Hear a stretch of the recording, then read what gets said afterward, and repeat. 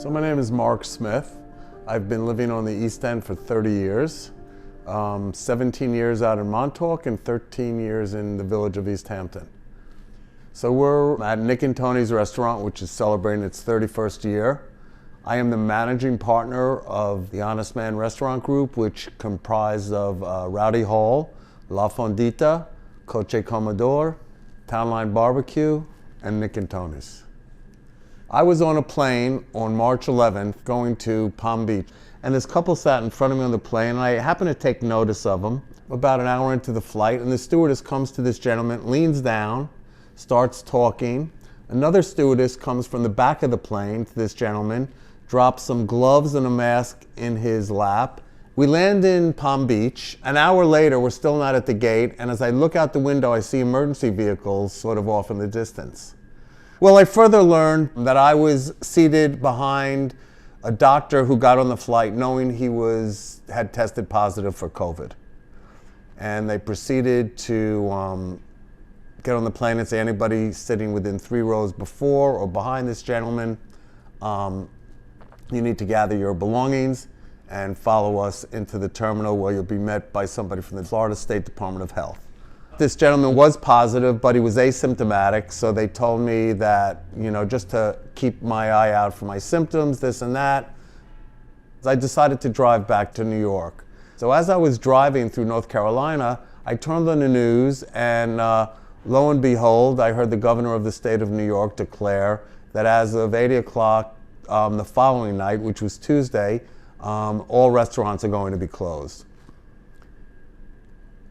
I was in a state of bewilderment. Is this really happening? What am I going to do with the 5 restaurants and 200 employees?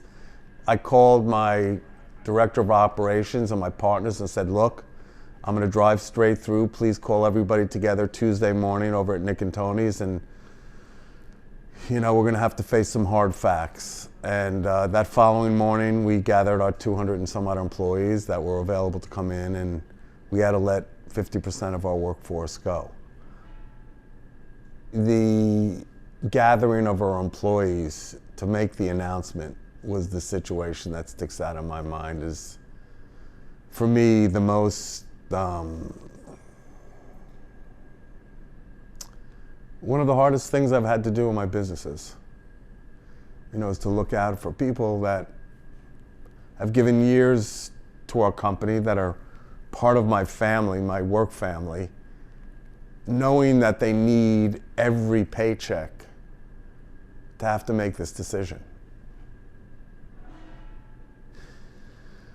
I think the scariest part for us was not knowing when this was going to end. As bad as it is, if we knew that there was an end in sight, we can plan, but it was impossible to plan. There was no warning, there was no roadmap as to where this is going, so we were sort of going blind, and we were just trying to do things that would keep our businesses open and viable, and hopefully keep some employees some working. Pretty soon after that, the governor said that we can open for takeout only. So we pivoted and, sort of redesigned the menu and worked out systems and got packaging. I mean, takeout was always part of our business, but by way of example, pre-pandemic it was maybe 5% of our revenue. All of a sudden it was 100% of our revenue.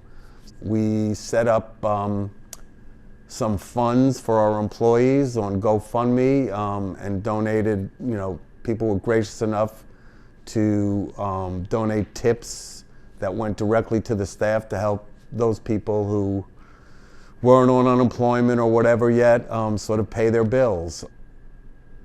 It's interesting. I mean, I'm a business owner in this community, but I'm also a member of the community. I live here. This is my home. It's not my second home. It's not my vacation home. This is where my family is, my parents are. So it was interesting to see the divergence of the two communities, and there was. Unfortunately, better for worse, it is what it is. We're a community of have and have-nots. The people that can afford it came out here, bought up real estate, bought homes. We're moving from New York City. We're never going back. They went to the stores and just hoarded the food without really consider. And I don't mean to generalize, and because not everybody was like that, but you know, people that had the means were able to go out and buy all the toilet paper and buy all the chicken, and without really thinking about the person behind them. You know, well, what do they need? And do I really need 12 packets of toilet tissue?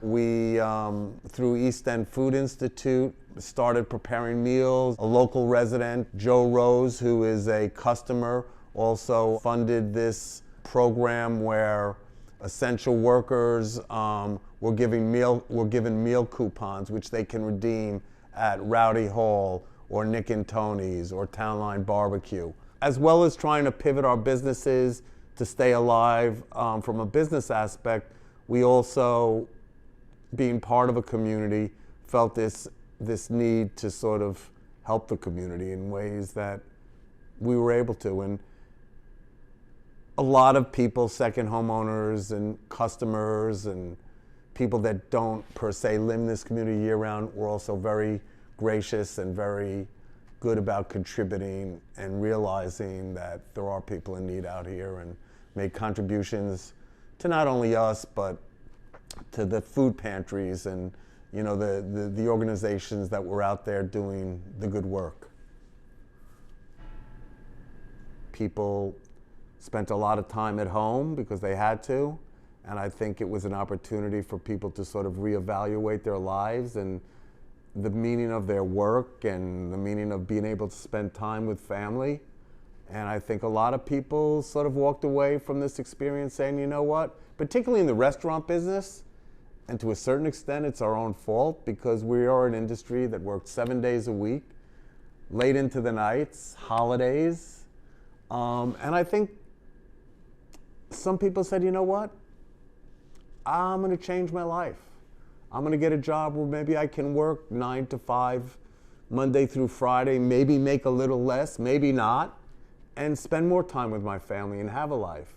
And to that extent, I don't blame them. That leads us to, how are we gonna change our business? Maybe we're gonna close 2 days a week. And maybe we'll be a 5-day-a-week business. And maybe everybody will know what days they're working, and maybe we won't open on holidays. And so to that extent, yeah, we're looking at reevaluating our business and maybe making it a place that people feel good about working. Not that they don't now, and not that we don't do things to make people feel good about their job, but to maybe address some of the issues on a much bigger level that we're seeing happen in the work environment in general, and certainly in the hospitality business. Maybe I'm a stronger person than I thought I was, that I had the ability to sort of rally people in a way that I wasn't sure I had.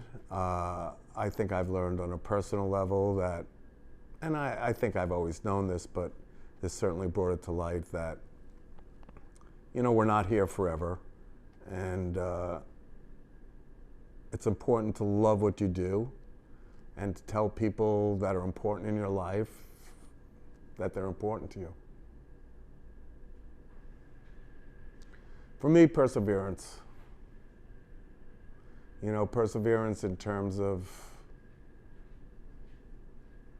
the way I view things, in terms of being positive, being hopeful, knowing that nothing lasts forever, as bad as it is, and that at the end of the day, everything's going to be all right.